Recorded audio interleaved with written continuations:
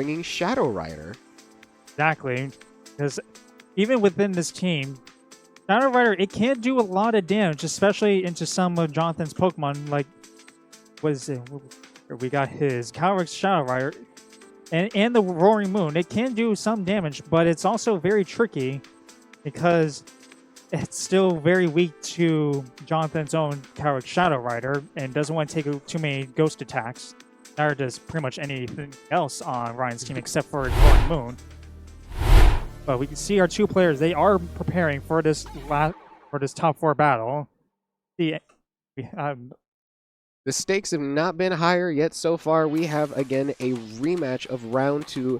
These players have played their hearts out all day. They already fought. They learned from each other.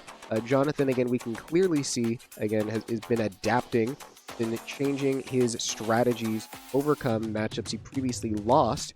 It's going to be absolutely fascinating to see what he does this time going into another matchup that he had previously lost. Again, there's a lot of that. We can also see Jonathan, we keep saying he's talented. Well, there's proof. He got top 128 at the Toronto Regionals earlier this year. So we're not kidding around when we say he's a talented player, as proven by the fact that he has made it up here to top 4, that he has overcome his previous bad matchups. And is he going to do it one more time and make it into our finals here today at the Oveido Mall? And that's not to say that Ryan isn't just as capable of winning this whole challenge here today. He has been a very strong player in the past few rounds that we've seen him battling on stream, especially with his very strong Urshifu Rapid Strike with all the boosts that it's getting between both the Mystic Water and the Terra Water. As we can see, he has not dropped a game yet. In all 5 rounds this Ryan has played, he has not lost a single one. That Calyrex Ice Rider's threat, whether its presence is there or not, and that devastating Roaring Moon and Urshifu Rapid Strike combo have been carrying him all the way to the top. Will he continue to push through with his unusual playstyle, or will he finally meet his match? Jonathan, as much as he's had a hard time in the past round against Ryan's team, he is still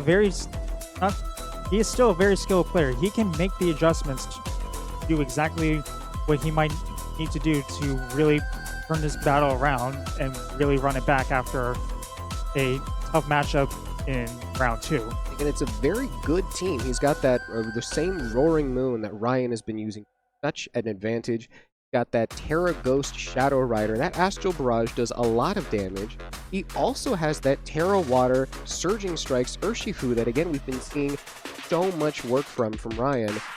We haven't seen the Wheezing yet, but we have seen the Iron Hands put in some deep work. So it's going to be interesting to see, again, whether or not Jonathan chooses the same leads as before and play differently, or whether he's got a whole new strategy up his sleeve using, again, this team has a lot of different things it can do. All right, so we're seeing some leads right now. We have Ryan leading off with the Urshifu Rapid Strike and the Roaring Moon, and on Jonathan's side, we are also seeing a Roaring Moon and a Iron Hands. Now, it's interesting to note that Jonathan's Roaring Moon booster energy did activate before Ryan's, so it might be something to note for later, just in case, with that speed advantage right now.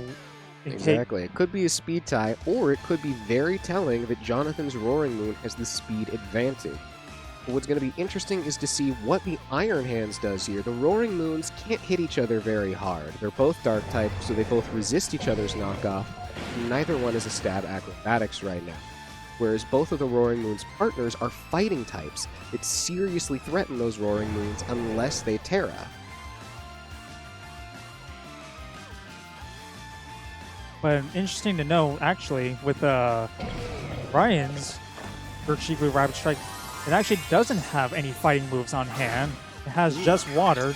So even in this matchup, as much as it can do so much damage with water moves alone, it might be tricky when paired up against the Jonathan's Roaring Moon.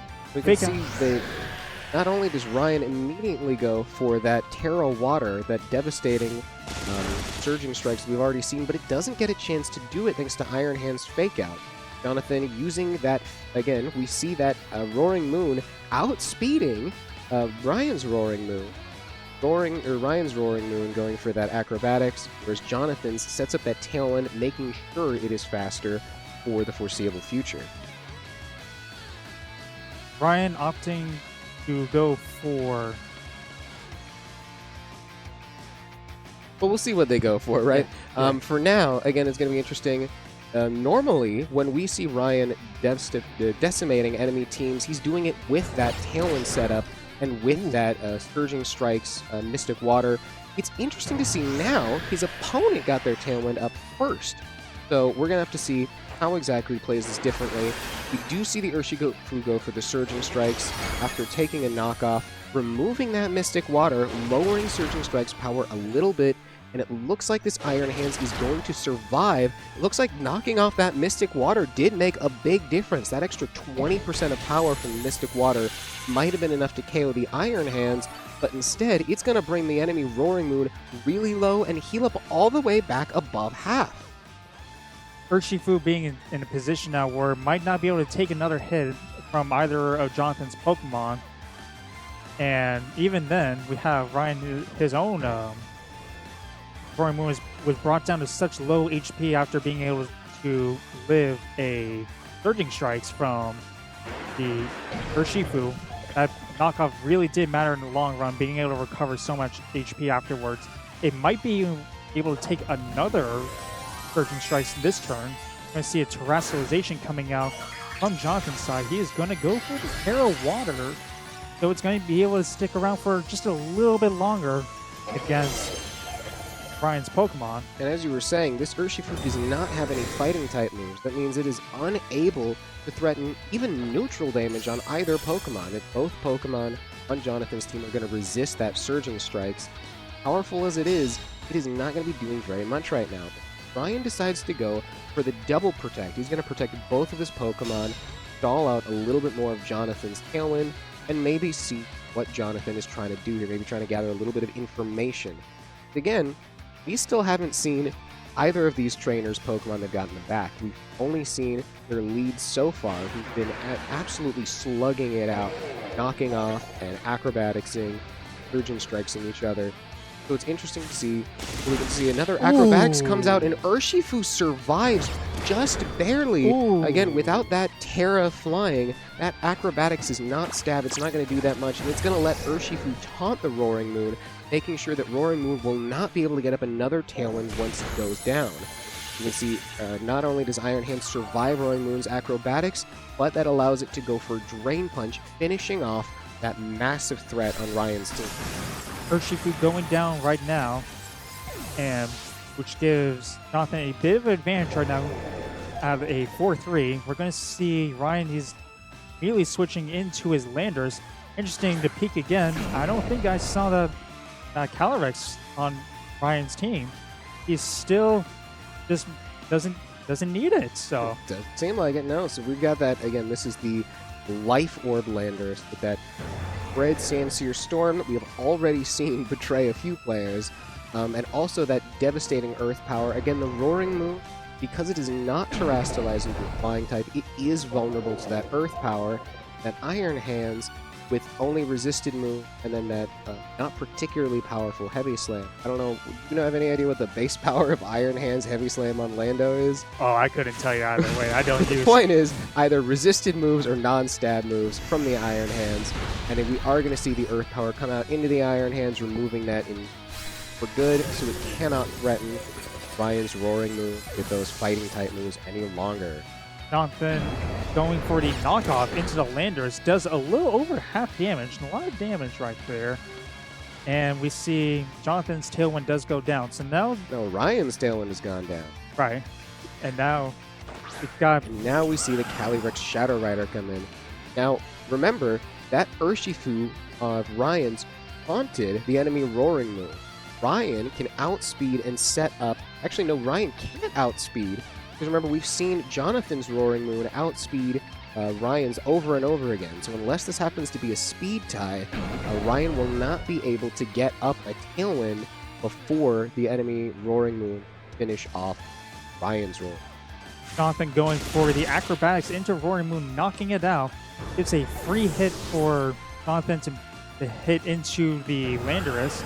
With the Astral Barrage, we're going to see how much damage this does. Be a little bit... Oh, it's going to just knock it out. Oh, This is going to finish the Landorus off. So again, we see, despite the fact that Urshifu used Taunt on Roaring Moon, preventing it from setting up another Tailwind, that Roaring Moon being faster than Ryan's ended up making a big difference. And now, all we've got is one Ogerpon versus a +1 Calyrex Shadow Rider, a Roaring Moon, and we still have Jonathan's 4th Pokemon in the back, don't we? Yeah, I believe so. But at this point, it's very interesting because Thor has been able to turn this game around so much. It's amazing to see all the adjustments he's made into this battle between keeping his Calyrex Shadow Rider in the back and going for different leads in this battle. Now being in a position where he can most likely take game 1 right here and now. Yeah, I will say, after today's stream, I am definitely a Roaring Moon convert. We have seen that thing over and over again, decimate team after team, and even now, the one thing that beat Roaring Moon was a faster Roaring Moon. Maybe that's all you really need to really catch up in these battles. Again, he figured out what he did wrong in round 2, and he adapted. He brought the same tools that previously laid him low, and now he's up 1-0. Looking very early right now, but he's still contrary. He knows he got one game off of Ryan right now, but he still has one more to do if he wants to make it into the finals for today's BGC League Challenge. Exactly. It would be foolish to count Ryan out so far. Again, he has been absolutely dominant today. I do not think he will take this lying down. Again, we've still never actually seen his Calyrex Ice Rider. And an interesting thing to note, again, that Ice Rider would be very devastating under Trick Room. Again, that Roaring Moon and that Calyrex Ice Rider do not really like Trick Room being up. They do not like having to deal with Calyrex's Glacial Lances. They do not like Amoongus's Spores. So while Ryan has typically gone fast and furious with his Roaring Moon and his Urshifu, with that not working this time, he might try the other team that we have not yet seen. It might be finally time to see Calyrex Ice Rider come out. It would be very interesting to turn the tides around. Because if speed going fast isn't good enough, then you might have to just go the opposite direction. Exactly. If you can't beat him, join him. That's what Jonathan did. So Ryan might go, if you can't beat him, do the opposite of what they're doing. And even then, Ryan still has not like the Calyrex Ice Rider is his only slow Pokemon. He still has a Amoonguss in the back, which can be very dangerous, getting off any spores that can really slow down Jonathan's momentum and with screeching halt. And then, while Calyrex can just easily pick off his Pokemon. Both players are taking a long time thinking about what they're going to do. This is a big match. Again, this is match point. If Jonathan wins this, he's going to finals. Ryan going to need to figure out what he's going to do to bring this back, to get one on the board, to make sure that he stands a chance of making it to the top 2. All right, I think our game 2 is about to start, and it's interesting to see how these two players, they just made it so far, and yet there's still such a heated battle at the moment. So we got 2 leads right now. We got Iron Hands and Roaring Moon from Jonathan's side. We got Landorus and Roaring Moon from Ryan's side. A bit of adjustment right there. We're going to see how that fares. Yeah, we see Jonathan is doing the same thing as last time. He knows what works, so he's going to do it again. Ryan, for I believe the first time on stream, after losing, he is finally adapting. He's going with something other than Roaring Moon. He's going with Roaring Moon Landorus. That Landorus is going to be really good into that Iron Hand. It either forces it to Terra Water or threatens it with a devastating, super effective Earth Power. Even though this Iron Hands, I believe it's Assault. Yeah, even though it's Assault Vest, Life Orb, Sheer Force, Earth Power is still going to do a lot of damage, assuming if Life Orb does not get knocked off by Roaring Moon. You're going to see a Terrestrialization right now coming from, I believe that is Ryan's Roaring Moon, turning into a pure Flying type right now.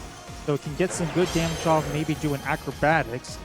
And we see another Terrestrialization is, if I had to make a guess, it is going to be, yes, it is the Iron Hands turning back into a water type. Going to be able to take better hits, especially from the Landorus's Earth Power attacks. Yeah, so we see that Iron Hands is not weak to Earth Power, and the Roaring Moon is no longer weak to Iron Hands fighting. And remember, even though Iron Hands is an electric type, it does not have any electric type moves. There's no Thunder Punch, no Wild Charge, no Supercell Slam, no Terra Blast Electric. It is going to be stuck clicking. That Drain Punch is not going to do very much. It's only going to do about 40 damage at a 200. It's going to do about a fifth of its HP, leaving it free to click some devastating moves going forwards. Ryan in a position right now, he could even though Tailwind is up on Jonathan's side, he could still, oh, he's going to go for Protect already. Make sure that Roaring Moon does not go down to Lander. Looks like you're going to see a knockoff into the Iron Hands. It's going to remove that Assault Vest, and that's going to allow Landorus' Sandsear Storm to do a little bit more damage than it would have. Yeah, will it land? And it does land, and that is going to do a lot of damage to Iron Hands. Thing to note, despite the fact that Sandsear Storm normally has a, 30% chance to burn or something? Because of sheer force, it is in fact stronger, but does not have that burn chance anymore. Yeah, so Ryan is in a very good position to just get out a couple of knockouts. Both of Jonathan's Pokemon are weak. We're going to see a knockoff into the Landorus. Going to remove its life orb, but I still don't think that will be enough. Oh, he is going for a Earth Power just to make sure he can knock out something this turn. Key thing to note is, again, now that Sandsear Storm will be able to burn, or it would if Landorus did not get taken down by a Heavy Slam. So that is going to do almost half. Who might have done more, we'd have to see. But we can tell that clearly that is still a good move to click against the Landorus, despite the fact that it is not a stab move. The Iron Hands is heavy enough that it's still going to do a good chunk of damage. Now we see the Urshifu coming out on both sides, actually. One side definitely prefers to see that, as we have that Terra Flying Roaring Moon that's going to be super effective against the Urshifu, whereas the Urshifu on Ryan's side is only going to have resisted hits with those water moves, Terra Water, Iron Hand, and the Urshifu. I think it's going to be okay, because Ryan, he still has his Roaring Moon. He can go for a Terrifying Acrobatics and knock it out in one hit. That Urshifu is down already. And then Ryan, he still has his own Urshifu, can do a bit of damage right here. Might be enough. It probably will be enough to knock out this Iron Hands from this small range. Yeah, it looks like that Mystic Water Surging Strikes, even without the Terra Water, is still going to do enough to finish off Iron Hands. You're going to have, I believe that Jonathan will be down to his last his last Pokemon. One Pokemon left for Jonathan, complete Pokemon left for Ryan. Like Ryan has in fact successfully managed to turn this game around, even without Calyrex Ice Rider. Still haven't seen that guy. I don't know where he is. You think this guy was playing Reg F or something? We haven't seen a single restricted. But we got Jonathan. He's bringing in his Calyrex Shadow Rider. He's going to do as much damage as he can. It's going to be very hard. He's still relying on his Focus Sash to do attacks. He might be able to knock out Ryan's own Urshifu with maybe a Psychic attack, but still, Ryan has two Pokemon in the back. Will they be able to do enough damage to defeat Jonathan in this late game scenario? Yeah, so what to remember is that Roaring Moon is going to be faster than the Calyrex, and that's just going to KO it flat out. That is going to be it for Game 2, and for the first time today on stream, we are going to a Game 3.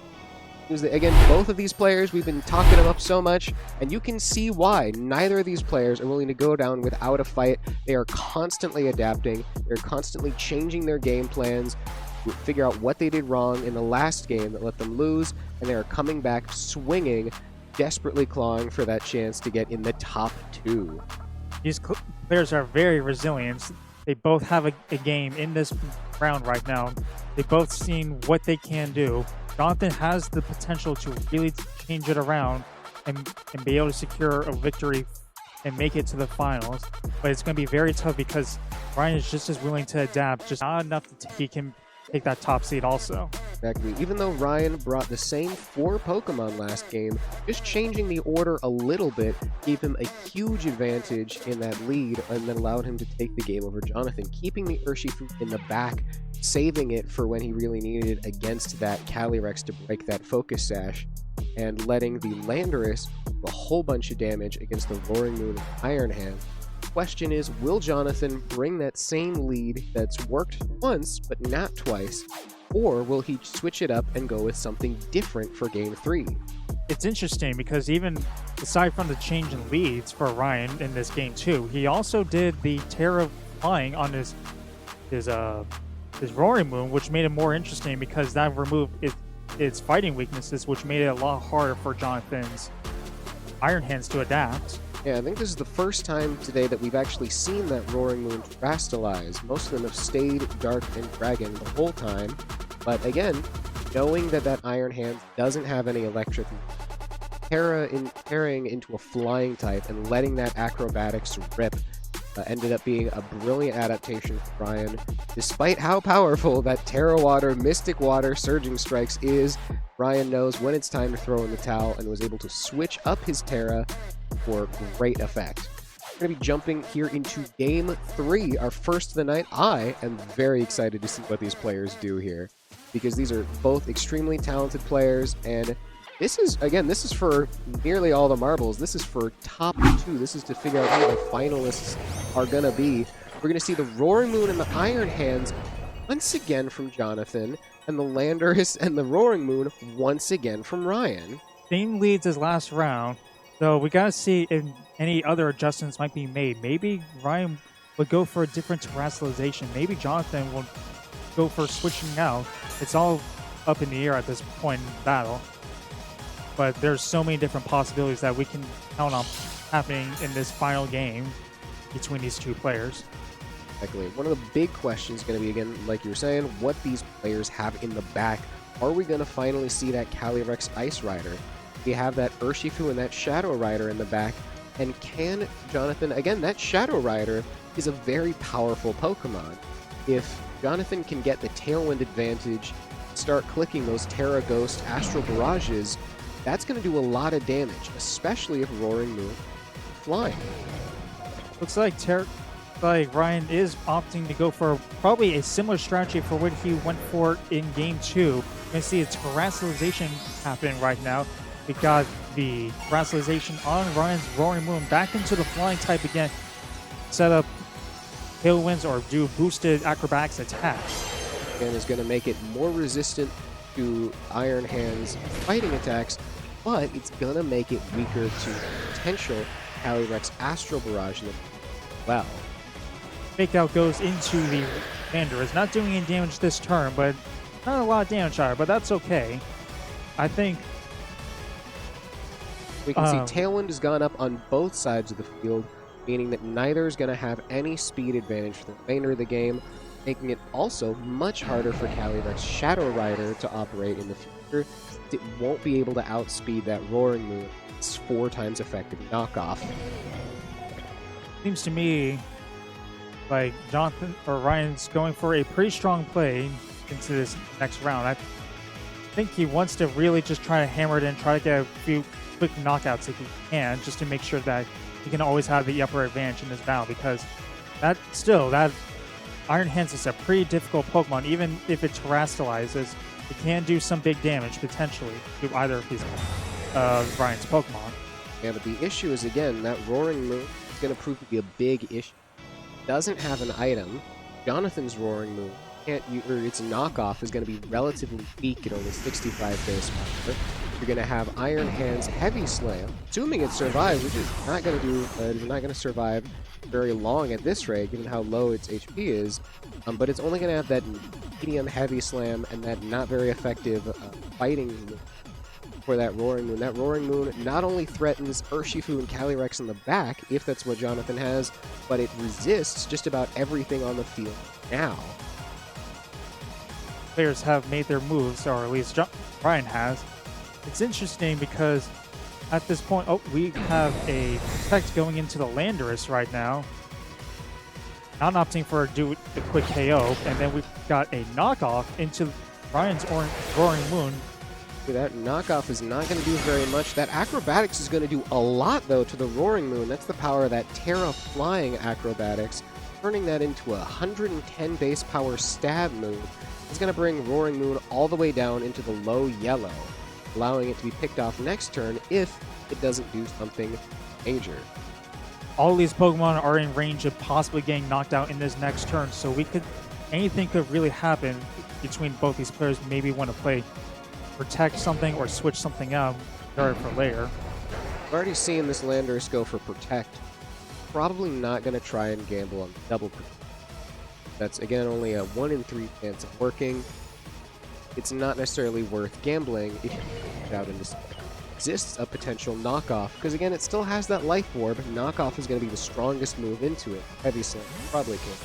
Well, but we're going to see that Landorus just switch out. He's just going to say, no, I don't really feel like risking it right now. I can come back in later and do some major damage. We're going to see Ogerpon Hearthland come out instead. You see the enemy Roaring Moon go for that Protect. Try and survive a little bit longer.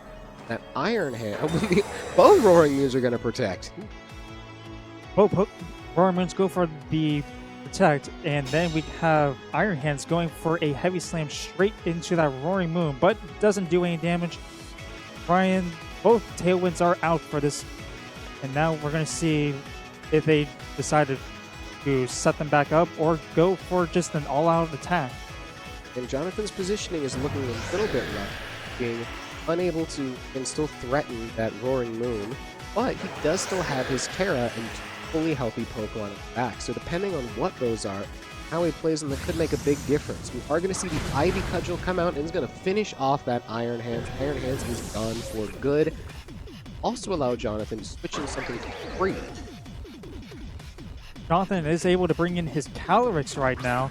Now, what I'm thinking is because even though Calyrex is still very weak to the knockoff from Roaring Moon, it still has its Focus Sash intact. And it still has access to that Terra Ghost. And because since Roaring Moon did go for the Terrestrialization on his Roaring Moon, that means it is not resisting any more Ghost attack. So Jonathan could potentially be able to turn this game around in a winning position. Exactly, we've got that Acrobatics from the Roaring Moon on Jonathan's faster than Ogerpon.